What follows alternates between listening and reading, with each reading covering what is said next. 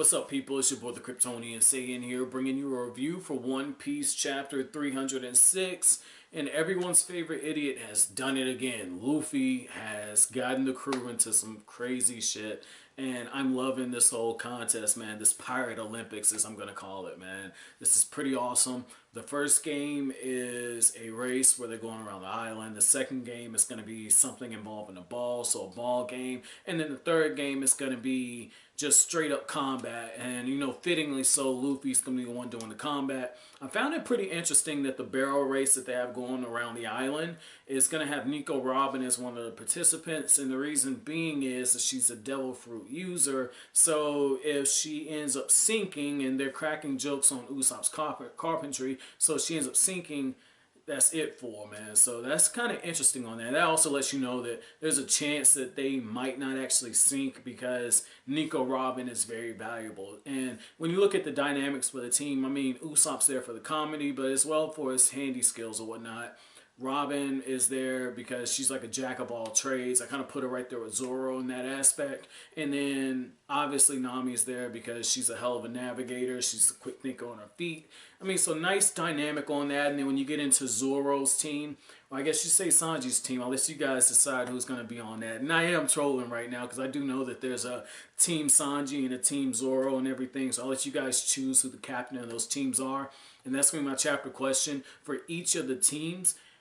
Who is the leader for each team? Obviously, Luffy's going to be the leader of his team because it's only Luffy. So just in the remaining two teams, who's your leader? You know, for me, I'll say I'll pick Zoro for, you know, the ball game. And then I'll pick probably Nami for the racing one because, again, the navigation skills. But when you look at Sanji's team or Zoro's team, I'm not trolling on that one. I was on the slip up. But when you look at those teams, though, I thought that it was interesting because Sanji is able to use his legs. And if it is like some type of dodgeball or something, you got to believe that that insane combat strength that Zoro and Sanji have between each other, as well as Chopper. Chopper's kind of proven himself. That could come in handy. You know, I could see Sanji doing some type of roundhouse kick or something, just knocking the ball out. That's going to be really cool to see those two working together because very subtly, Oda has shown them butting heads ever since they've been introduced. And it's something I've kind of got my eye on because I do know that there's a rivalry between the fandoms. So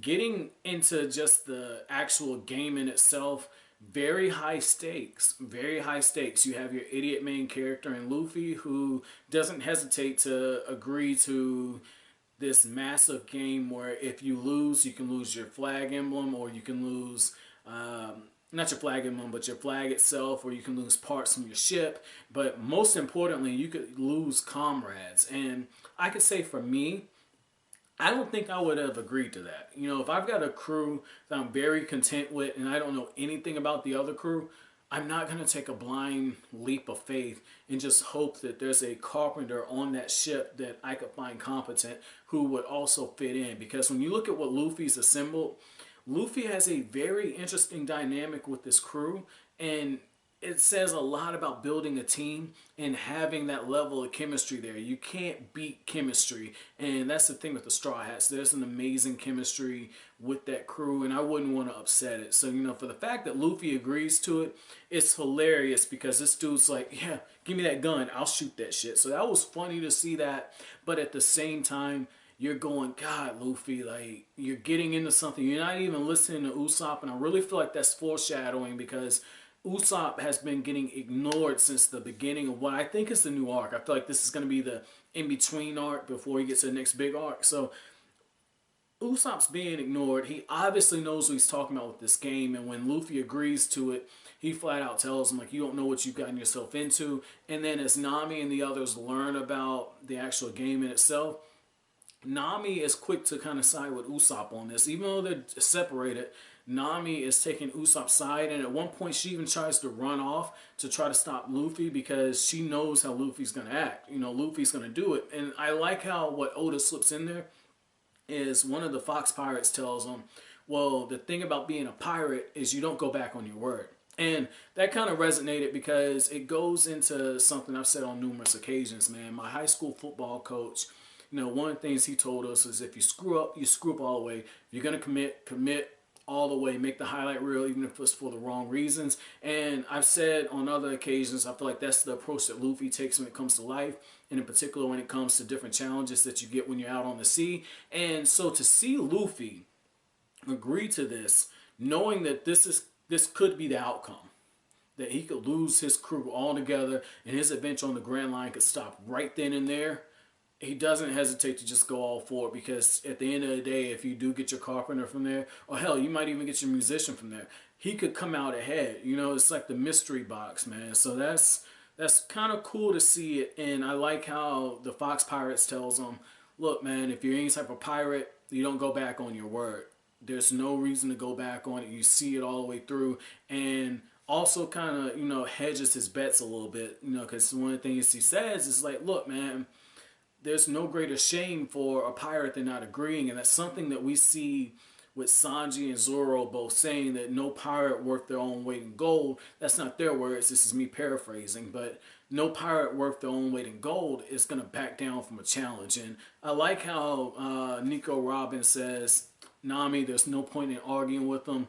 They're men. That's just how men are. You know, part of me agrees with that. You know, I do feel like men are more stubborn. But at the same time, I know a lot of women who are stubborn. You can't tell their ass shit either. But I feel like with certain things, like when a man gets their pride kind of challenged, we're more apt to just say, okay, let's just go barreling all the way in. And so that's something I thought was pretty cool. But at the same time, I didn't really care for the fact that, you know, Nico Robin, you know, kind of took that approach. But I like how the way Oda drew her, it came off more like she wasn't saying, oh, this is just, you know, women play the background. That wasn't it. And in times like now, that's probably how something like that would get interpreted. But the other thing is the way she's drawn. She is drawn as coming as that person who has experience. You got to understand, Nico Robin has been around some very powerful men. If her history with Crocodile is any type of forewarning for what she's been through. So that was cool to kind of see that. And obviously she's surrounded by powerful men now. Even Usopp in his own rights, he's a hell of a sharpshooter, man. One of the most impressive things for me was when he fired that cannon without actually having used it before, just naturally. And because he is the son of a sharpshooter himself, that just tells you some things are just genetic. It's like in the NBA where you got Steph Curry, his dad was a hell of a shooter, man. It's like some things just kind of trickle down. And so I like how Oda has all this kind of working in together while simultaneously continuing to raise the stakes. And as a reader, like I said, I'm really going into this and I don't know who the hell might get lost. In the back of my mind, I think I could see Oda having it where Luffy and them lose a few games because we got some type of wacky, you know, experiment or something going on during one of these games. Or what I mean by experiment is like some wacky rule change that comes at the last minute and they lose some crew members. And then Luffy's fight, it comes down to Luffy saying, all of my crew members, I want them back, all or nothing. So, I mean, that would be kind of cool. And I like how when Usopp is building his, building like the little floating device that they have, you know, they're like, oh, I like that orange-haired girl. Oh, I like that dark-haired one.